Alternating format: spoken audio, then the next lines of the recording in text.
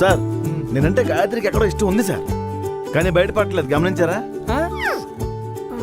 అవును సార్. కదా, అది కూడా ఒక రకమైన లవ్ సార్. అంతే సార్. అయినా నన్ను రిజెక్ట్ చేయడానికి పెద్దగా రీజన్స్ ఏ ఉంటాయి సార్. హ్యాండ్సమ్గా ఉంటాను, సాఫ్ట్వేర్ జాబ్ ఉంది. అంకుల్ అనేసింది ఏంటి సార్? నాకెందుకో గాయత్రి చిన్నపిల్ల అనిపిస్తుంది సార్. చిన్నపిల్ల అంటే చిన్నపిల్ల అంటే నేను ముసలోడినా? చిన్నపిల్ల అయితే స్కూల్కి వెళ్ళమనండి, ఆఫీస్కి ఎందుకు వచ్చిందంట? మీరు చాలా తక్కువ అంచనా వేస్తున్నారు నాకు. ఏదో ఎండలో తిరిగి నల్లగైపోయాం కానీ మేము తెల్లగుండేవాళ్ళం అండి. కోడింగ్ కంప్లీట్ అయ్యాక రన్ చేయాలి. కార్తీక్,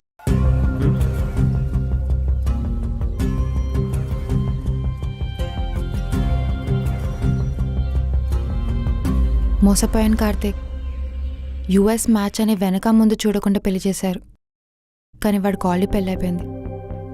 మా పేరెంట్స్ని అప్రోచ్ అయితే జెన్యున్ అనుకున్నాను.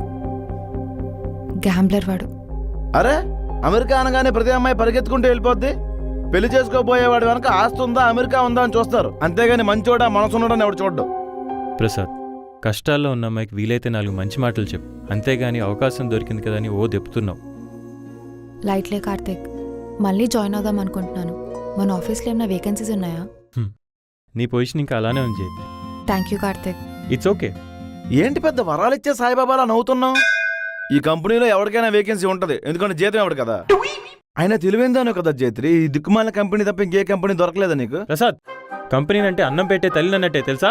15 రోజులు తిండి పెట్టి 15 రోజులు పస్తుంచితే తల్లి అంటారు, సవత్తాళ్ళు అంటారు. అసలు నీతో నాకెందుకు. జైత్రి, ఈ సాయంత్రం నీరజ గారి బర్త్డే పార్టీ ఉంది, అక్కడ కలుద్దాం. బహుశా నువ్వు వచ్చిన సంగతి ఆవిడకి తెలియదు అనుకుంటా, సర్ప్రైజ్ చేద్దాం. అవును జైత్రి, ఫ్రీ ఫుడ్ అంట. రావు గారు కూడా వచ్చినప్పుడు ఖాళీ క్యారెస్ తెచ్చుకుంటున్నారు, నువ్వు కూడా తెచ్చుకోయే తిందుగాని. బాయ్ కార్తీక్.